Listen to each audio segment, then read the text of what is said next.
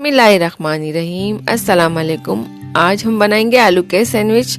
तो चले हम इसे बनाना शुरू करते हैं। तो यहाँ मैंने आधा किलो आलू ले लिए हैं। आलू को बॉईल कर लिया है। अब इसे हम मैश कर लेते हैं। तो आलू यहाँ मैश हो चुके हैं। अब हम इसमें कुछ खुश्क मसाले शामिल कर लेते हैं।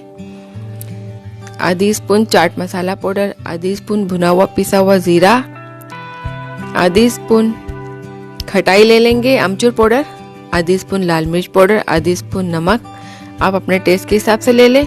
यहाँ मिर्च मसाला आप अपने हिसाब से ज्यादा भी कर सकते हैं। एक अदद दरमियानी प्याज कटी हुई, थोड़ा सा धनिया, थोड़ा सा पुदीना कटा हुआ, इसे शामिल कर लेंगे। एक स्पून इमली का पल्प, इसे शामिल कर लेंगे और इन मसालों को अच्छे से मिक्स कर लेंगे।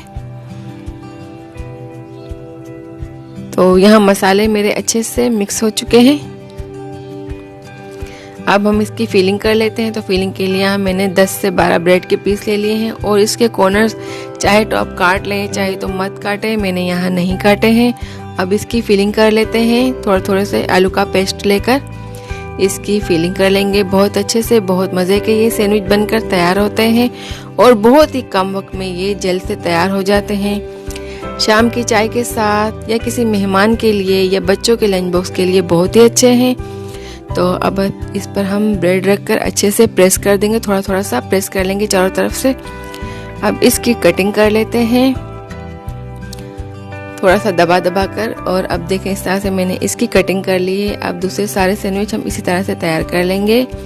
तो सैंडविच यहाँ हमारे तैयार है। अब हम इसका मिक्सचर बना लेते हैं इसे डिप करने के लिए। तो यहाँ मैंने 1 कप मैदा ले लिया है, मैदा flour, 1/4 spoon food colour, orange food colour, थोड़ा सा नमक और पानी डालकर इसका पेस्ट बना लेंगे। थोड़ा थोड़ा सा पानी डालकर, ना हमें गाढ़ा ना ही पतला, नॉर्मल सा इसका पेस्ट बनाना है और इसमें गुठलियाँ बिल्कुल भी नहीं रहनी चाहिए। तो अगर आपने मेरे चैनल को अब तक सब्सक्राइब नहीं किया तो मेरे चैनल को सब्सक्राइब कर दें। तो यहाँ बैटर तैयार हो चुका है। देखें हमें इस तरह का मिक्सचर चाहिए, ना ही ज़्यादा गाढ़ा ना ही ज़्यादा पतला। तो अब हम इसमें सैंडविच को डिप करके फ्राई कर लेते हैं। तो ऑयल हमारा गर्म हो चुका है। तब हम इसमें सैंडविच डालकर फ्राई कर लेते हैं। स्पेस के हिसाब से हम सैंडविच डालेंगे, ज़्यादा नहीं डालने हैं वरना एक दूसरे से ये चिपक जाएंगे। तो अब हम इसे पलट देते हैं। एक तरफ से बहुत अच्छा सा कलर आ चुका है।